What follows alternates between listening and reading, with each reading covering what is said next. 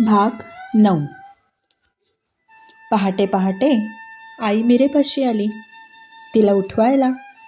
आज तर भरभर भरभर आवरायचं होतं, कारण संध्याकाळी लग्नाच्या मुहूर्ताला तयार राहायचं होतं ना. आईबरोबर अनेक दासी पण होत्या. मीरेच्या महालात मीरेला उठवायला आल्या आणि आणि पाहतात तर काय, मीरा सजून धजून ध्यानात बसली. आणि हे काय, लाल परकर, लाल ओढणी, नवीन लाल चोळी, लाल लाल बांगड्या, करधनी आणि आणि भांगात लाल कुंकू. नवरीचा साज आतापासून. अगं अगं मीरे, अगं मीरे, काय केलंस हे? आई जोरात ओरडली. मीरेचं ध्यान सुरूच होतं. अगं मीरे, काय केलंस बेटा? अगं काय आत्तापासून घालून बसलीस? अगं संध्याकाळी वरात यायची ना, तेव्हा घालायचे असतात हे कपडे. मीरा कुठे होती भानावर? मीरा तर ध्यानात होती. आई भरभर भरभर त्या पेटीकडे गेली. पेटी उघडली, ज्या पेटीमध्ये लग्नाचा साज ठेवला होता, दागिने ठेवले होते. पटकन पाहिलं उघडून तर साज, कपडे एका पेटीत तसेच्या तसे रचून ठेवलेले होते. त्यातलं काहीच घेतलं नव्हतं मीरेनी. मग मग हे कपडे, हे दागिने, हा लग्नाचा साज जो मीरेनी घातला, तो कुठून आला? काही कळेना आईला. आई विचारतीये, दासी विचारतायत मीरेला, अगं मीरा, अगं मीरा बेटा, काय झालं? हे का घातलं बेटा? ही सगळी गडबड ऐकून लग्नाला आलेल्या स्त्रिया, वृद्ध स्त्रिया, मीरेच्या 4 काकू सगळ्या जणी धावून आल्या. काय झालं, काय झालं? हे काय, असं कसं? मीरेने आत्तापासून कसं घातलं? मीरेचा पोशाख आत्ताच 3लाच पहाटे कशी सजली? 1 ना 2 प्रश्नांचा भडीमार. कुणाला काही कळेना. मीरा हळूहळू भानावर आली. आई आई आई आई आई आई ऐक ना आई. अगं अगं, माझं लग्न झालं, माझं लग्न झालं.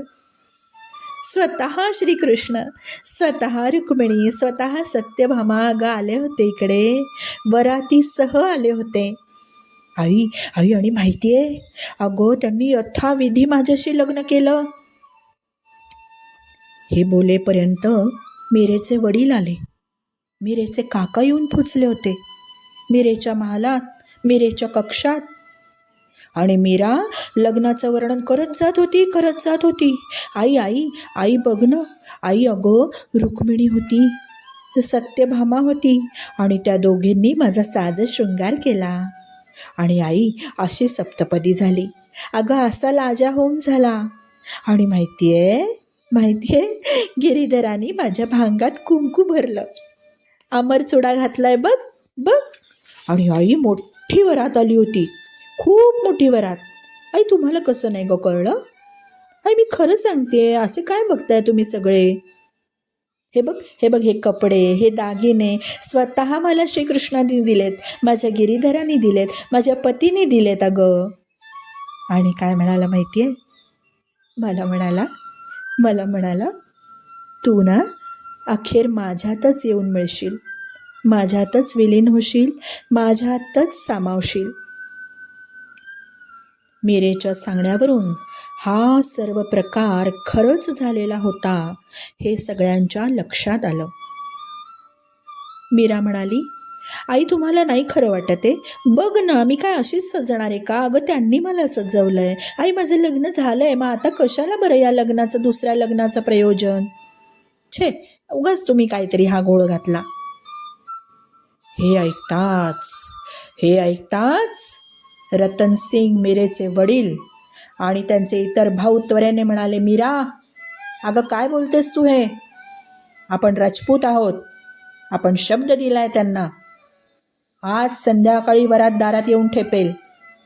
आणि तू जर लग्नाला नकार दिलास ना, तर राणा संग्रामचा अपमान होईल, तुला कळतंय काही? किती मोठी हस्ती आहे ती, ठाऊक नाही तुला? आणि शब्द मोडल्याने इथे सर्वांच्या तलवारी म्यानातून बाहेर पडतील आणि प्रेतांचा खच पडेल, खच, केवळ तुझ्यामुळे.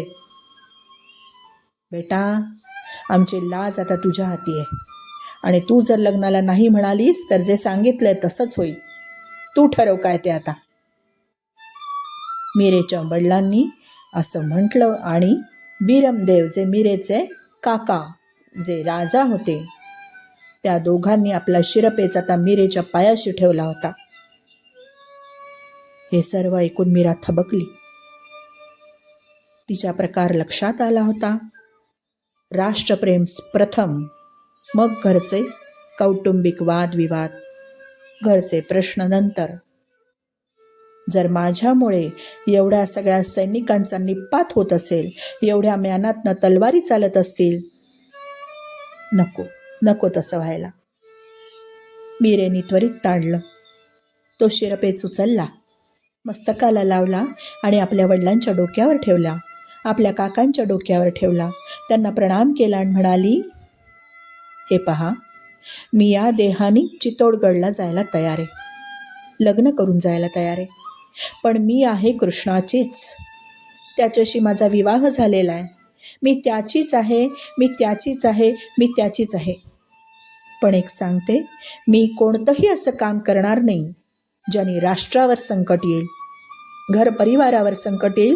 तुम्हाला मी गोत्यात आणणार नाही. आपण जसं म्हणाल तसंच होईल, काळजी नका करू, मी लग्नाला तयार आहे. आणि ही सगळी चर्चा दुपारपर्यंत चालत राहिली आणि तेवढ्यात निरोप आला, चित्तोडगडवरून वरात येतेय. मीराबाई तर तयार होतीच. सगळा साज शृंगार तो सकाळपासून धारण केलेला होता. आपल्या गिरीधर गोपालाला मांडीवर घेऊन ती तयार होऊनच बसली होती. भोजराज जो मीरेचा पती, अत्यंत सुशील. भीष्म पितामहांनी प्रतिज्ञा केली होती विवाह करणार नाही अशी, पण भोजराजाची प्रतिज्ञा तर त्याहीपेक्षा कठीण होती. विवाह करूनही पत्नीच्या शरीराला स्पर्श करणार नाही अशी. मंडपात लग्नाच्या वेळी असा तो बसला की कुणालाही कळू नये आणि मीरेला स्पर्शही होऊ नये. किती कठोर तप हे. पाणीग्रहणाची वेळ आली. हातात हात तर घ्यावाच लागणार. आता मीरेने गिरीधर गोपालाला दोघांच्या हातांच्या मध्ये ठेवलं. गिरीधर गोपालाचा हात आपल्या हातात मीरेने घेतला. भोजराजाने गिरीधर गोपालाच्या हाताखाली आपला हात ठेवला. स्पर्श झाला नाही, कन्यादानही झालं. आता गठबंधन. मीराबाईच्या पदराला श्रीकृष्णाच्या शेल्याची गाठ तर सकाळीच पडली होती. बस तीच गाठ भोजराजाच्या शेल्याला बांधली. तिथेही कृष्ण होताच की त्या दोघांच्या मध्ये. अशा रीतीने सर्व विधी यथास्थित पार पडले. रतनसिंग, मीरेचे वडील, विदाईच्या वेळी भोजराजाला म्हणतायत, महाराज, माझ्या मुलीत सर्व गुण आहेत, काही कमी नाही. पण भक्तीत जरा ती जास्त दंग असते, सांभाळून घ्याल. भोजराजा समजदारच होता. आपल्या सासऱ्यांना म्हणाला, महाराज, भक्तीत रस असणं हे काय अवघड आहे का? तुम्ही कसलीही चिंता करू नका. असं म्हणून ती भव्य दिव्य वरात चित्तोडकडे निघाली, रवाना झाली. वैभवशाली संपन्न असलेले भोजराजाचं ते राजघराणं मोठ्या दिमाखानी मीरेला आता चित्तोडकडे नेतायत.